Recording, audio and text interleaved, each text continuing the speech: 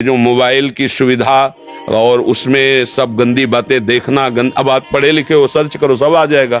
ये जीवन का नाश कर देने वाली बातें हैं बच्चों के।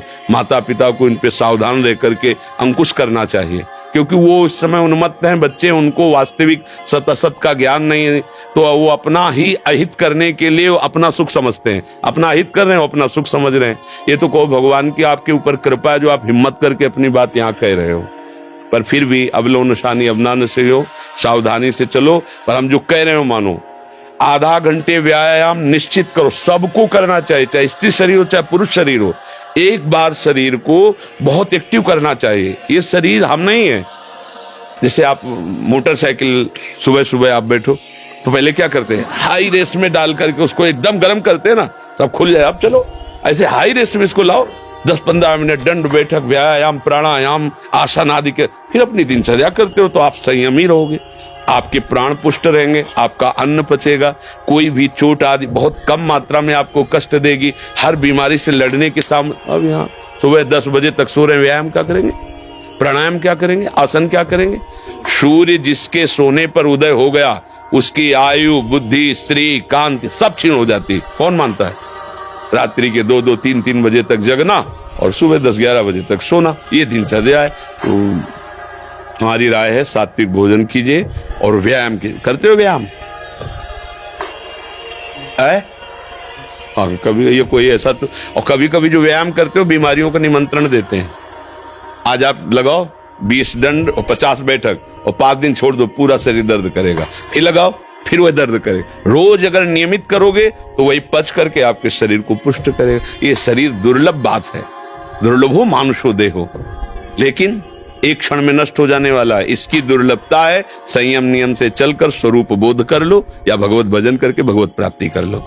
अगर ये नहीं तो फिर क्लेश ही क्लेश, अशांति ही अशांति है। अभी सावधान हो जाओ। बिगड़ तो गया, अब ये नहीं कह सकते कि अभी कुछ नहीं बिगड़ा, बिगड़ गया। अगर कभी 25 वर्ष के बाद गलती हुई है तो हम उसे कह सकते कुछ नहीं बिगड़ा, क्योंकि तुम्हारा पुष्ट है जीवन पूर्व से, अब आगे बढ़ो। लेकिन बच्चापन से ये जो रोग लग रहे, 13-14 वर्ष का बच्चा है और उसकी हालत ये है कि उसे वैद्य के द्वारा औषधियां दिला करके उसे ठीक करने की चेष्टा कर रहे। क्या हुआ? ये 13-14 वर्ष की अवस्था, इसमें तो उधर वृत्ति नहीं जानी चाहिए, मस्ती होनी चाहिए, एक अलौकिक मस्ती। ये किशोर अवस्था है, पर आचरण और संग ऐसे हो गए कि अब कैसे कहें। सात्विक आहार करो, व्यायाम करो और थोड़ा भगवान नाम जप करो। माता पिता के चरण छूते हो? नहीं, माता पिता के चरण नहीं छूना, माता पिता की अवहेलना करना, कहां से बुद्धि आएगी? अपने बुजुर्गों को प्रणाम करना, संतों को प्रणाम करना, माता पिता, रोज बुद्धि शुद्ध होती है। प्रातः काल उठ के रघुनाथा, मात पिता गुरु नाम ही माता। तो ये सब लिखी बातें रह गई। नए नए बच्चे हाय हेलो शुरू है, मिलेंगे तो क्या कहेंगे? पहले कहते जयराम जी की नहीं, गांव में कहते थे राम राम भैया, राम राम कहते। अब क्या कहते? हाय तुम्हारा दुर्भाग्य हमारा दुर्भाग्य। ले बच्चे नहीं कहते हाय, हाय डालते हो कब का? हाय ये हो गया, मतलब बुरे को कहते हैं हाय। और यहाँ शुरुआत में भी कहेंगे कि हाय, कि हमारा तुम्हारा दोनों का दुर्भाग्य है हाय। और पहले कहते राम राम, तो वो भी बोले राम राम भैया राम राम। 4-6 बार नाम हो गया, कितना मंगल नाम हुआ।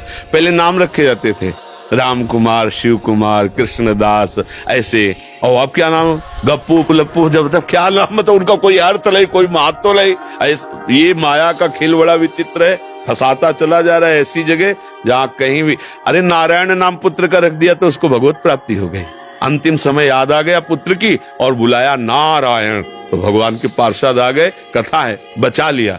अगर हम परिवार में भगवान नाम रखें, थोड़ा नाम कीर्तन करें, भगवत चर्चा करें और बच्चों को बैठाल के संकोच न करें।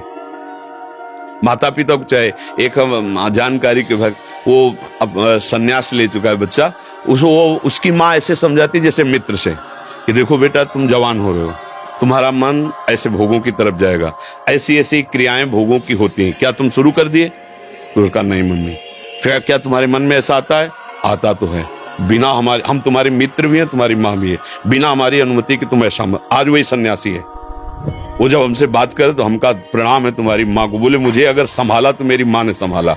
मतलब बचपन से बैठाल कर हमको सारी बातें बताती रही कि ऐसी ऐसी गलतियां होती, ऐसी ऐसी बात होती, तुम्हारे अंदर तो नहीं, तुमका इच्छा है पर अभी नहीं है। आज उसने उसको सन्यासी बनाकर खड़ा कर दिया, भगवत मार्ग का पथिक बना दिया। मंदालसा ने अपने चारों पुत्रों को ब्रह्मबोध करा दिया। माता पिता का प्रथम रोल होता है। अब वो शर्म लिहाज इसमें क्या करना, बच्चा हमारा गड्ढे में गिरने जा रहा है, हम शर्म लिया, बैठा लो उसको पास में। देखो मोबाइल में गंदी चीजें तो नहीं देखते, गंदे बच्चों को संग तो नहीं करते। अगर आप ऐसा करते हैं तो नहीं करना चाहिए। उनका मैसेज देखें, उनका मोबाइल देखें, उनकी चेकिंग करें, उनकी मानसिकता को समझे। गलत हो गए हो तो उनको प्यार दुलार से, बड़ी कोई बात नहीं, गलती सबसे होती है, सुधार करो। मतलब